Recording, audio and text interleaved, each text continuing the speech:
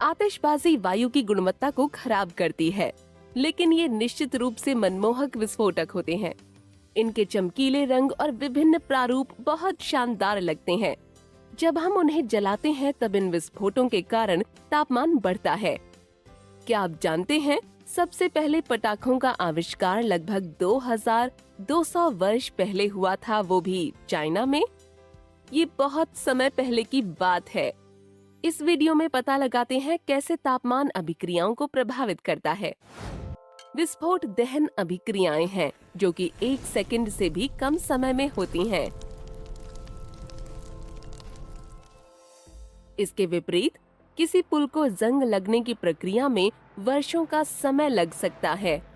अभिक्रिया की दर निश्चित करते समय विभिन्न कारकों को ध्यान में रखा जाता है। आइए तापमान के प्रभावों का अभिक्रिया की दर पर अध्ययन करें।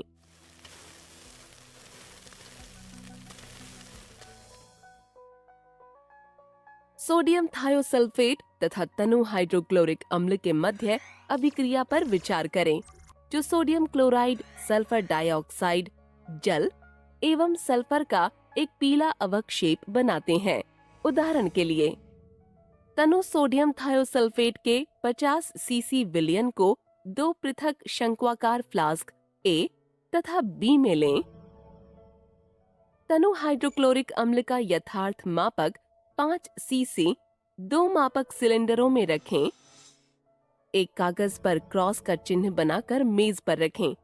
हाइड्रोक्लोरिक अम्ल को फ्लास्क A में मिलाएं, सामग्री को घुमाएं तथा फ्लास्क को कागज पर रखें।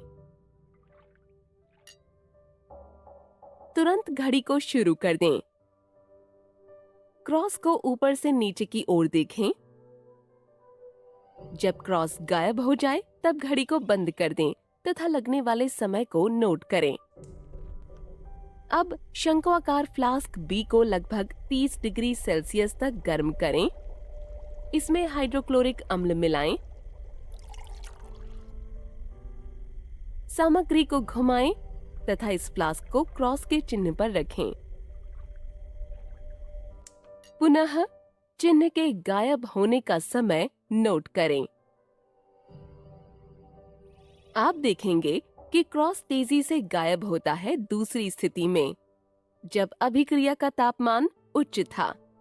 इससे आप ये निष्कर्ष निकालते हैं कि तापमान में वृद्धि के साथ अभिक्रिया की दर बढ़ती है। आइए देखें ऐसा क्यों होता है। एक काल्पनिक स्थिति पर विचार करें जब अभिकारक A तथा B अंतर मिश्रित होते हैं। सभी अणुओं की गति भिन्न भिन्न होती है और इसलिए उनकी अलग अलग गतिज ऊर्जा होती है।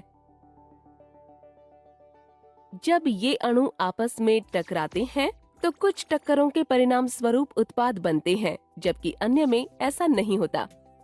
ऐसा इसलिए है क्योंकि टकराने वाले अणुओं में प्रभावी टक्कर के लिए न्यूनतम दहली ऊर्जा होनी चाहिए, जिसे सक्रियण ऊर्जा कहते हैं। अब ऊष्मा की आपूर्ति निकाय में करते हैं। अणु ऊर्जा अवशोषित करके तेजी से आगे बढ़ते हैं। इसका अर्थ है अब अणुओं का एक बड़े भाग की ऊर्जा सक्रियण ऊर्जा से बहुत ही ज्यादा अधिक है, जिससे प्रभावी टक्करों की संख्या बढ़ती है और इसलिए उत्पाद निर्माण की दर में वृद्धि होती है। वास्तव में यह प्रायोगिक रूप से सत्यापित है कि अभिक्रिया की दर अभिक्रिया के तापमान में प्रत्येक 10 डिग्री सेल्सियस की वृद्धि के लिए स्वतः दोगुनी होती है। इस तथ्य को अच्छी तरह से मैक्सवेल बोल्ट्जमैन द्वारा वितरण वक्र पर विचार कर प्रदर्शित किया जाता है। उच्च तापमान पर यह वक्र दाईं ओर विस्थापित होता है। स्पष्टतः ऊर्जा से अधिक ऊर्जा वाले अणुओं की संख्या दोगुनी हो जाती है, इसलिए अभिक्रिया की दर भी दोगुनी हो जाती है। सारांश: हमने अध्ययन किया कि अभिक्रिया की दर तापमान में वृद्धि के साथ बढ़ती है। ऐसा मुख्यतः गर्म होने के कारण अभिकृत अणुओं की गतिज ऊर्जा बढ़ जाती है। इसके फलस्वरूप अधिक अणुओं में सक्रियण ऊर्जा की तुलना में अधिक ऊर्जा होती है। जिसके परिणाम स्वरूप प्रभावी टक्करें होती हैं। मान लीजिए आपको अपनी चाय में चीनी घोलनी है, तो आप जल्दी घुलने के लिए चीनी के क्यूब मिलाएंगे या फिर चूर्णित चीनी? आपको क्या लगता है, इससे कोई फर्क पड़ेगा?